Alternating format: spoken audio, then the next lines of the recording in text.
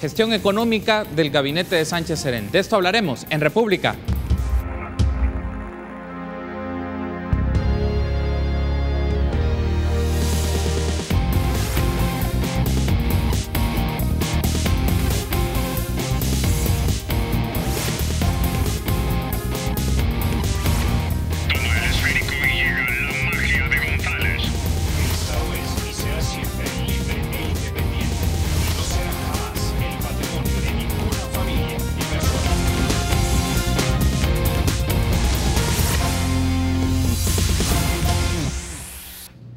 Muy buenos días, qué gusto que nos acompañe en República en una nueva edición, la del martes 5 de junio del año 2018. Les saluda Carlos Monterrosa y es un agrado que nos acompañe todas las mañanas para analizar diversos temas de la realidad de nuestro país. En esta ocasión lo haremos de carácter económico, hablaremos un poco, haremos una evaluación de la gestión económica del gabinete de Salvador Sánchez Serén en su cuarto año en la presidencia, y es un gusto para mí saludar a Óscar Cabrera, presidente del Banco Central de Reserva. Bienvenido, doctor Cabrera, es un gusto que nos acompañe en República. Pues muy buenos días, Carlos. Un saludo a la población salvadoreña.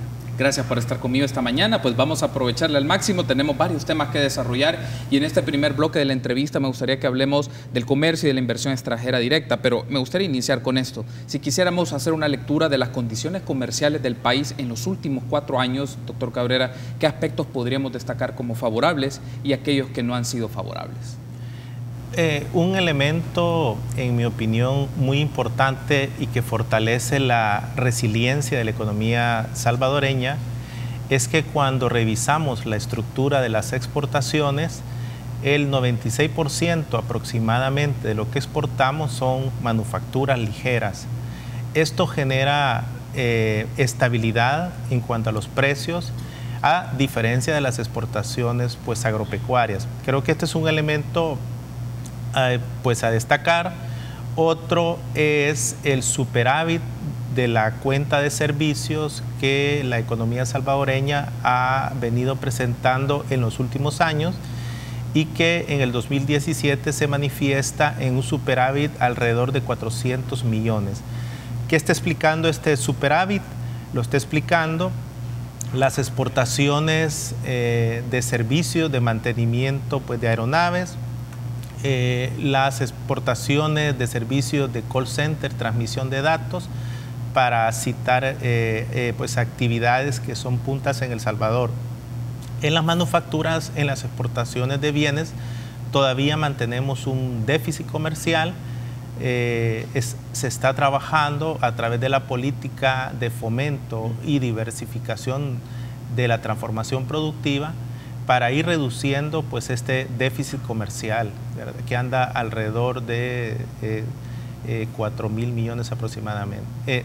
Sí, 2.000 millones aproximadamente. Hay un aspecto que mencionaba, doctor, y solo para efectos de mencionarlo, en este flujo de las exportaciones entre 2014 y 2017 ha tenido un incremento, usted mencionaba, más o menos de 400 millones de dólares, y dos industrias que han sido favorecidas o que han resultado favorecidas con esta dinámica comercial son las manufacturas y la manufactura de maquila. Particularmente en manufacturas, azúcar de caña es uno de los más favorecidos, y en el caso de la maquila, más de 1.103 millones de dólares en flujo comercial en exportaciones en 2017.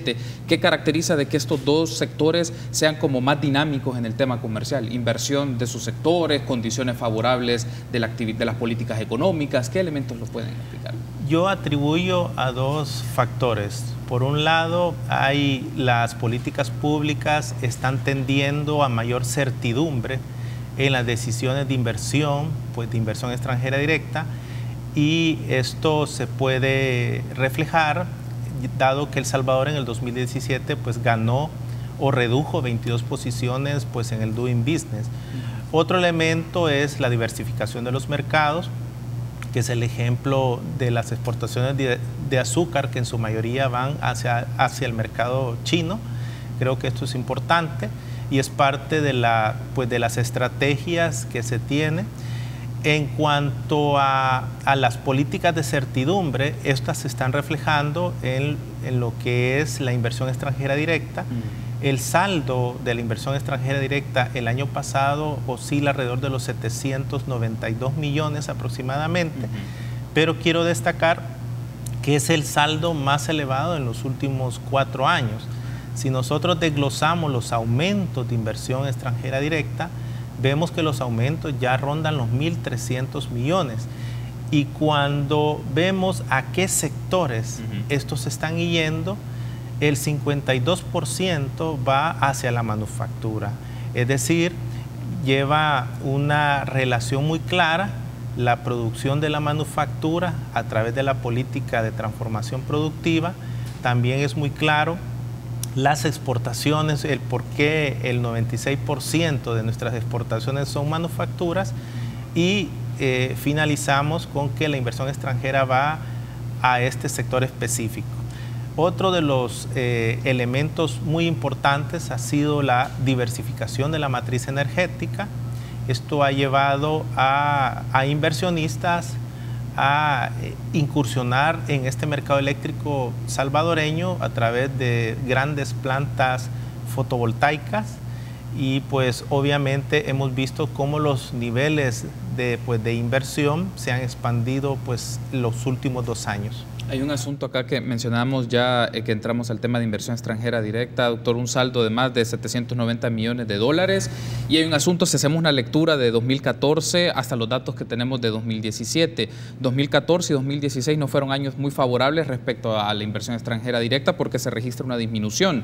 En 2014 un saldo de 933 millones y en 2016 976 millones. Pero si hacemos la lectura del periodo 2014 y lo que tenemos registrado hasta el momento del año 2017, ¿cómo se hace este balance? Por ejemplo, porque se ve 2014 y 2016, los saldos fueron altos de disminución de inversión extranjera, pero se recuperó en 2017. Cuando hacemos la lectura de ese periodo de tiempo, sí, ¿qué aspectos hay que destacar en lo que se retuvo como bajas o disminuciones y el incremento que le puede explicar?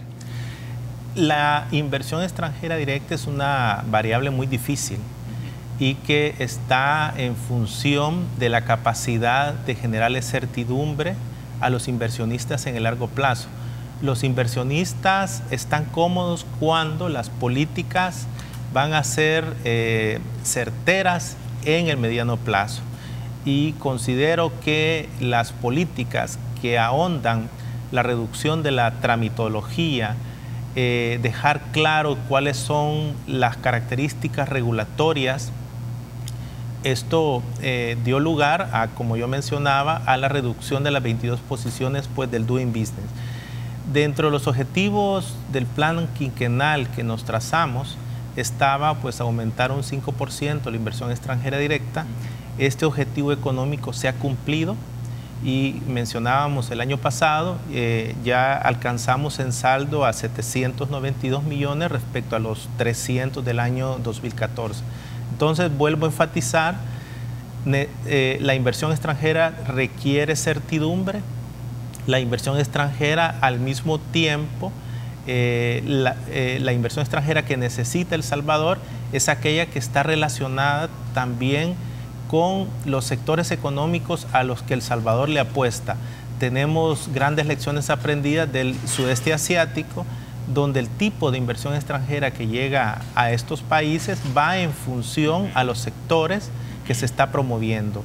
Y en nuestro país estamos promoviendo la agroindustria, los textiles, la plástica, la química, la maquinaria, también electrónica, mantenimiento pues, de aeronaves y servicios avanzados a las empresas. Entonces, creo que ahí hay que hacer esa correlación entre la inversión extranjera.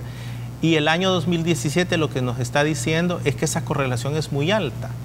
El 52% de la inversión está yendo a la industria manufacturera.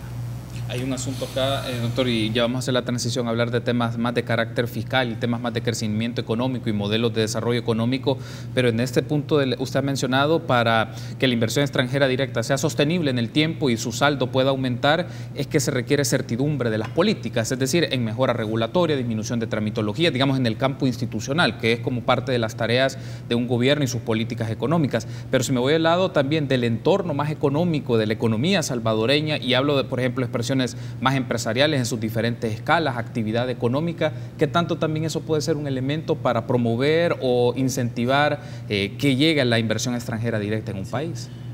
Usualmente cuando un inversionista decide invertir en El Salvador, hace un proceso, se llama de due diligence.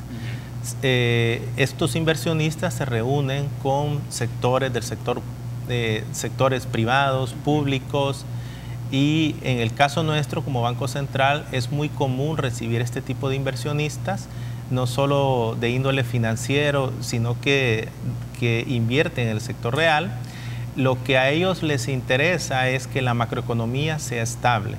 Por ejemplo, uno de los elementos que ellos valoran muy bien es que la economía se encuentre en una fase de expansión económica como la que estamos experimentando estos años desde el año 2015.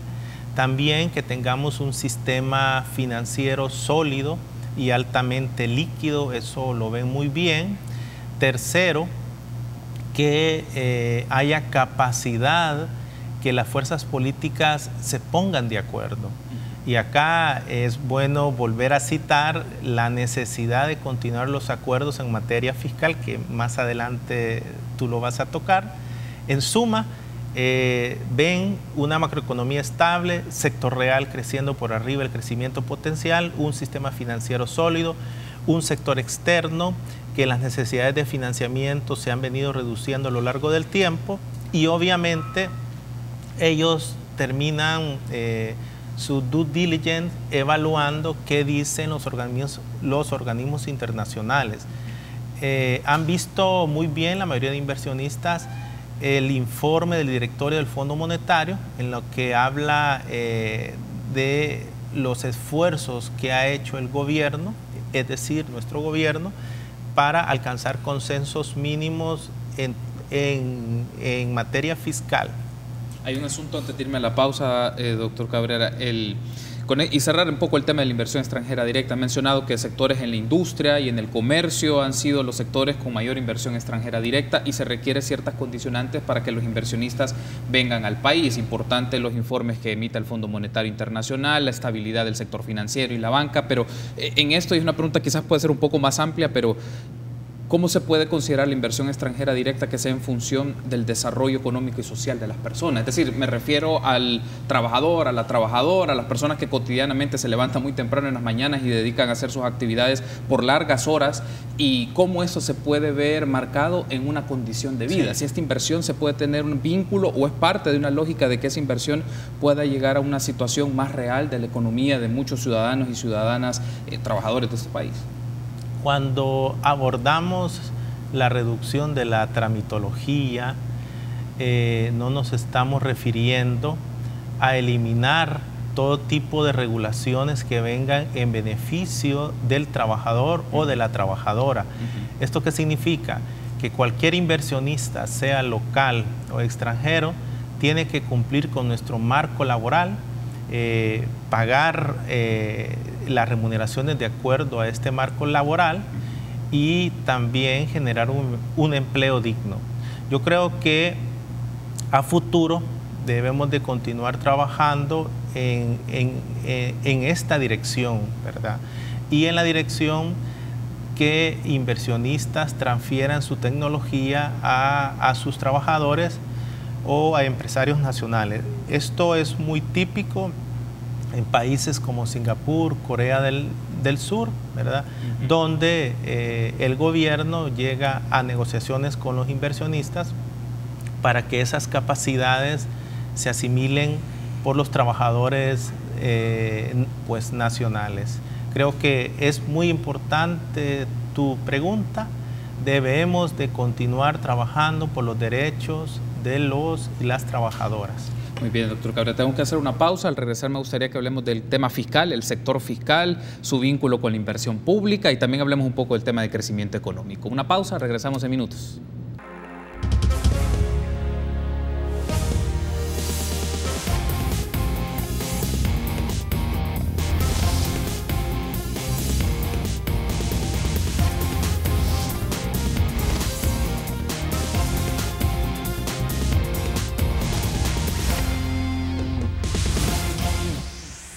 Gracias por su preferencia y continuar junto a nosotros en República. Seguimos platicando con el doctor Óscar Cabrera, presidente del Banco Central de Reserva. Ahora lo haremos un poco del ámbito fiscal. Ya hablamos en el bloque anterior del comercio, de la inversión extranjera directa y las condicionantes para propiciar una inversión extranjera directa sostenida en el país. Ahora hablemos del ámbito fiscal, doctor Cabrera. Desde el análisis de los datos que el Banco Central de Reserva tiene en el campo fiscal, ¿cuál es el balance en este ámbito que se hace de la gestión del gobierno a 4 años ya de gestión? Sí. Yo creo que siempre es bueno subirse en los hombros de los gigantes, y en este caso el Fondo Monetario Internacional, como para dar una evaluación pues mucho más objetiva.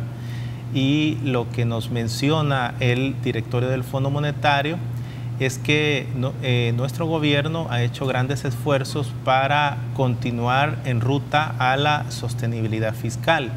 Fruto de ello es que la reforma de pensiones generará un ahorro de 1/3 en el déficit primario en los próximos años. Otro elemento que cita el Fondo Monetario es la estabilización de la deuda. Las proyecciones que tiene el Fondo Monetario en su artículo 4 citan que en el 2018 el ratio de deuda que ellos estiman es de 70.1 y al 2023 este ratio va a estar en 70.9. ¿Qué nos está diciendo esto? Es que los aportes que el déficit primario va a hacer en materia de mayor incremento de deuda va a ser mucho menor, ¿verdad? Entonces, creo que el Fondo Monetario es claro decir, se ha hecho esfuerzos para mejorar la sostenibilidad pues, de la deuda. Y aparte de ello, podemos ver las cifras. En el 2015, el balance del sector público no financiero era menos 3.8, al 2018 es menos 2.2 y se espera que en el 2019 alcance menos 2.7%. En cuanto a la evaluación del déficit primario, el Fondo Monetario espera que en los próximos años siempre tengamos un superávit primario, ¿verdad? Entonces, creo que eso explica por qué la dinámica de la deuda ya no es de naturaleza ascendente, sino que se ha venido estabilizando. Y también recomiendan que el ajuste fiscal, y creo que esto es uno de los grandes logros que hemos tenido como gobierno en materia de negociación con el Fondo Monetario, es haber incorporado dentro de nuestro BAF, que es el documento que redacta el gobierno ante el directorio del fondo, mencionar que somos una economía dolarizada y como economía dolarizada, el ajuste fiscal que estaba recomendando el fondo de 2% en 2 años, eso iba a traer efectos negativos en el crecimiento económico. Si actualmente estamos esperando una tasa de crecimiento de 2.5, con un ajuste fiscal de 2 puntos en 2 años, eso hubiera implicado que estuviéramos creciendo para el próximo año 1.5%. Entonces no podemos permitir que un recorte indiscriminado de gastos ponga en peligro la fase expansiva del crecimiento. Y lo importante fue que un conjunto de sillas, porque así se representa la gobernanza en el Fondo Monetario, son alrededor de 24 sillas de todos los países del mundo, estuvieron de acuerdo con nuestro gobierno que el ajuste tenía que ser gradual. Esto implica que retomaron que somos economía dolarizada, que nuestro crecimiento está despegando y que los efectos de un recorte del déficit fiscal de esa cuantía iba a tener efectos negativos. Hay un aspecto de la descripción que me ha ofrecido doctor Cabrera, es el siguiente. Se ha hecho ajustes y modificaciones a nivel fiscal, usted lo ha mencionado, y uno de estos es el caso de la reforma del sistema previsional. Pero en la discusión se tiene o se plantea esta noción que dio una respuesta o aligeró la carga fiscal del Estado a nivel de su deuda, pero también esto puede tener implicaciones o costos sociales. También, ¿cuál es su perspectiva ante esto, que a nivel de indicadores fiscales, indicadores macroeconómicos, digamos, este tipo de ajustes o de reformas pueden dar cierto equilibrio, por utilizar este término, pero que también pueden tener implicaciones y costos sociales a mediano y largo plazo? ¿Cómo lee esta postura? Va a ser necesario continuar analizando el actual sistema, pues, de pensiones, sobre todo porque el porcentaje de la población que cotiza es apenas de un 23% de la población económicamente activa, y esto es un común denominador en la mayoría de sistemas de pensiones de capitalización individual, ¿verdad? Sí. Solo que ahora ya no podemos hablar de capitalización individual, sino que sería un estilo de sistema mixto, ¿verdad? Por las últimas reformas. Necesitamos abatir la principal restricción de esta economía, que es la incapacidad de generar empleo digno. Es fundamental que todas las políticas públicas, llámese la fiscal, sean pro crecimiento económico. Debemos de crecer, de generar empleo, y esto obviamente va a venir a reducir en el mediano plazo, va a venir a aumentar ese porcentaje de población que cotiza.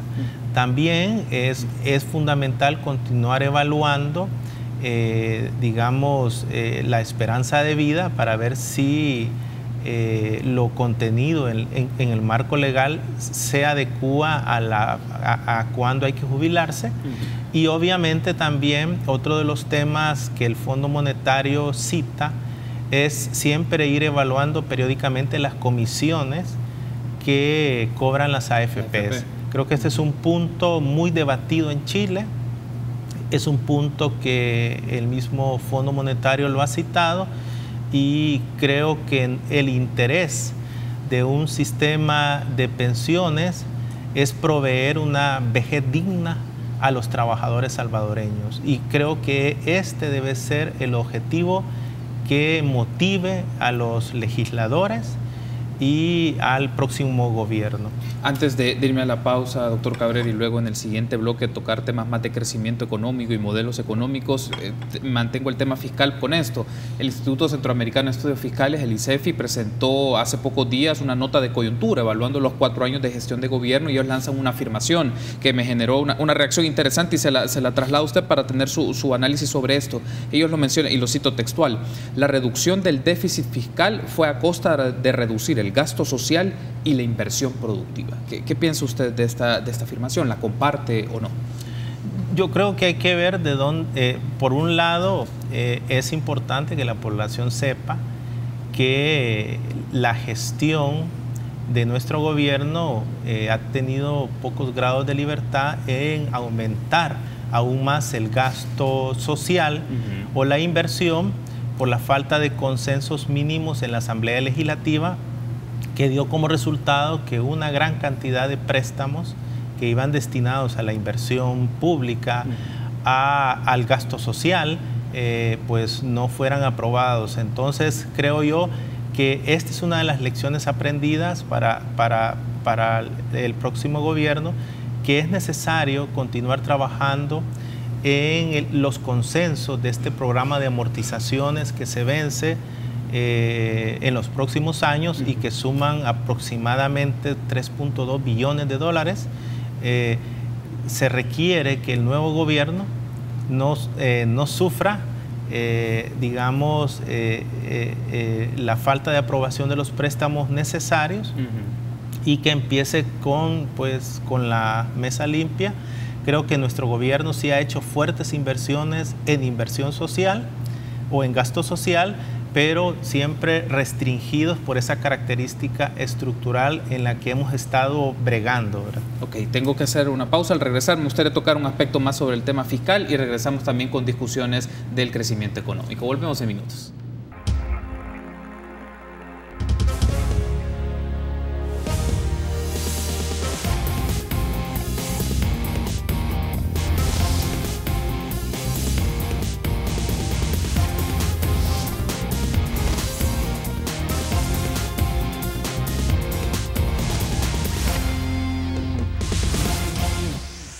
Gracias por su preferencia y continuar junto a nosotros en República. Continuamos discutiendo, hacemos una evaluación de la gestión económica del presidente Salvador Sánchez Serén, de sus políticas económicas y su gabinete económico, junto al presidente del Banco Central de Reserva, el doctor Óscar Cabrera. Teníamos pendientes o traíamos la discusión del ámbito fiscal, doctor Cabrera, y uno de los puntos también que aparece en esta nota de coyuntura de evaluación de ICEFI es: observa cómo va la ejecución de la inversión pública, y a 2017 se registra que ronda el 55.7%, aunque el plan quinquenal lo definió de meta una inversión pública del 70%. No se ha logrado en función, si lo tomamos en números, pero a lo que me gustaría llegar es cómo en este último año de gestión se puede promover la inversión pública en función del presupuesto que se dispone, y también algo que usted mencionaba y hay que incorporarlo, la variable más de búsqueda de diálogos y de consensos políticos en Asamblea Legislativa, en donde se requiere apoyos y respaldos en algunos créditos que consideran que son inversiones públicas en el ámbito de salud particularmente,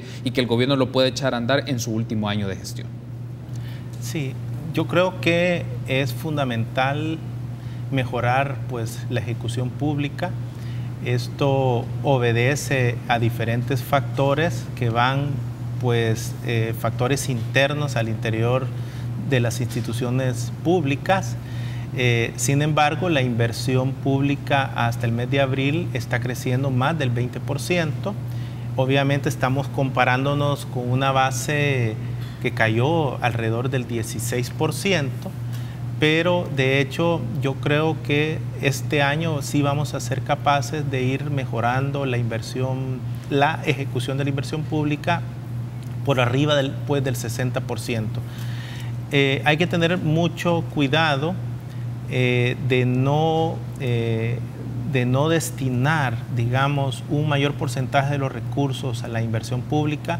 Se requiere fuertes inversiones en puentes, carreteras, y siempre hemos manifestado desde el Banco Central que no es lo mismo $1 de gasto que $1 de inversión pública. $1 de inversión pública genera $1.50 en la actividad económica, y dentro de ahí hemos tenido fuertes inversiones el año pasado, ¿verdad? Hemos visto como pasos a desnivel, carreteras, y obviamente ahora tenemos algunos préstamos que se requieren, que son muy importantes, como es el préstamo del Hospital Rosales. Creo que este préstamo va a venir a también impactar favorablemente pues el crecimiento económico.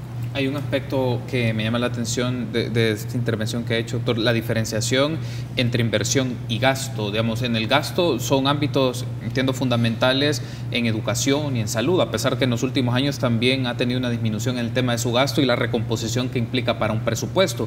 Pero ¿qué le significa a un gobierno en su último año de gestión? Y un poco con la expectativa de, esto ya tiene que ver el ámbito electoral, pero buscar continuar en la presidencia 5 años más, también le significa en este último año tratar de promover el gasto o ser eficiente en el uso del gasto, de la ejecución de su gasto en materia de salud y educación, pero también pensar cuáles son los puntos estratégicos de su inversión, o sea, inversión en función del beneficio de la sociedad. Yo entiendo que el tema de infraestructura es clave y la promoción de esto, pero también cómo la gente lo puede sentir, que esa inversión que hace el Estado, esa inversión que destina más bien el gobierno, es para mejorar su calidad de vida, su condición de vida.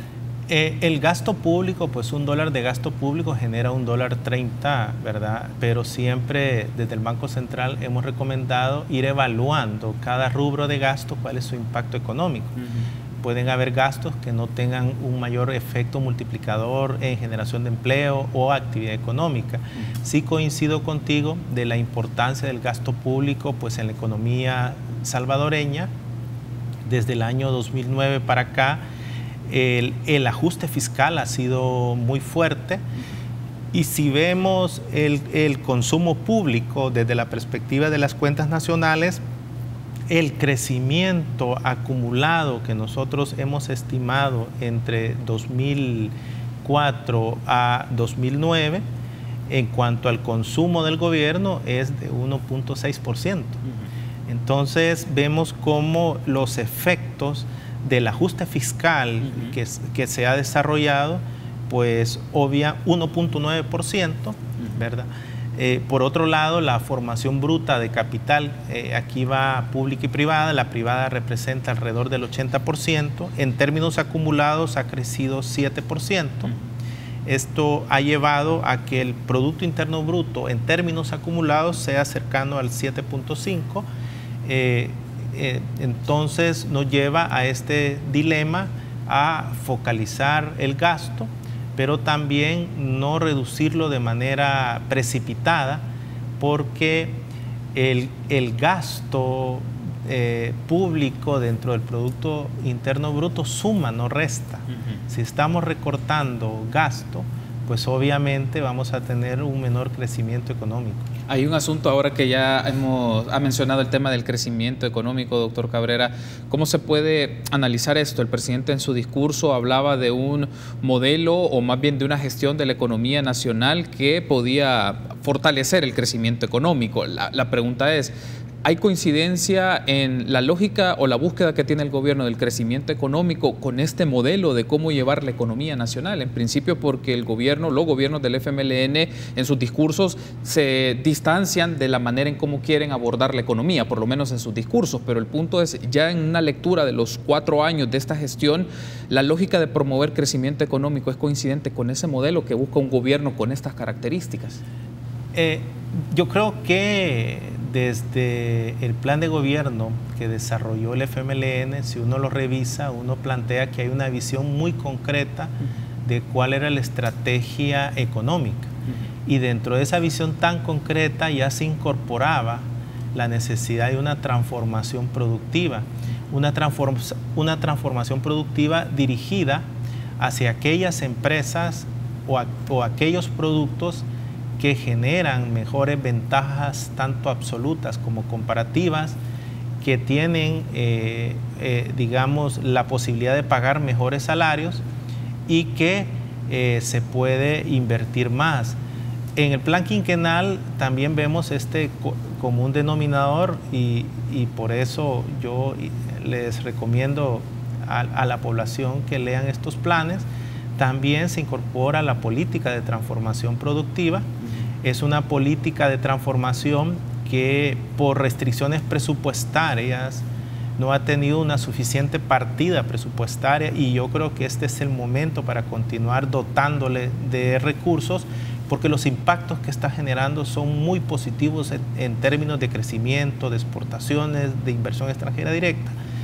Y en el plan quinquenal nosotros también tenemos dotar a este país de un país productivo. Ahora, este gobierno y el anterior creo que se ha separado de una visión pro mercado, donde dejaba a libre juego de las fuerzas del mercado qué, cómo y para quién producir.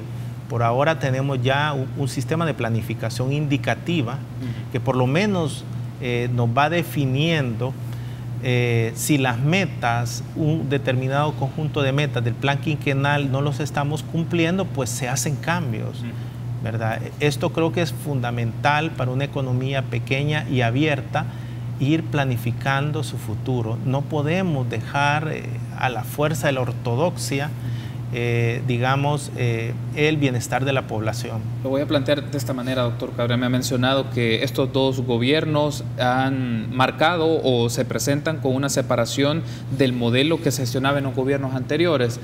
Siendo así, ¿cuáles son esas acciones que destacaría usted que son distintas en materia de la gestión de la economía y del modelo económico de los gobiernos del FMLN de los gobiernos anteriores? Primero, mencionaba un sistema de planificación que contrasta directamente con dejar hacer, dejar pasar. Ajá. Segundo, una estrategia concreta de cambiar el rumbo de la estructura productiva de la economía, que es en un 67% en servicios, y sobre todo servicios de bajo valor agregado, donde se ubica el subempleo, el autoempleo, o sea, empleo que no reúne las condiciones de la OIT. Y estamos transitando hacia sectores o ramas de actividad que yo citaba a lo largo de la entrevista, que tienen esas características que hemos buscado, y es generar la complejidad, mejorar la importancia relativa de la industria, de la agroindustria y de servicios avanzados. Y por otro lado, una política agrícola que fortalezca la suficiencia agroalimentaria. Hay una política concreta de agricultura familiar que va dirigido a más del 50% de los agricultores que producen los granos básicos en El Salvador. Le estamos apostando al café y hemos firmado un pacto por el café, dentro del cual el Banco Central ha estado pues apoyando en el diseño de la estructura financiera, y también hemos estado trabajando con la industria del azúcar.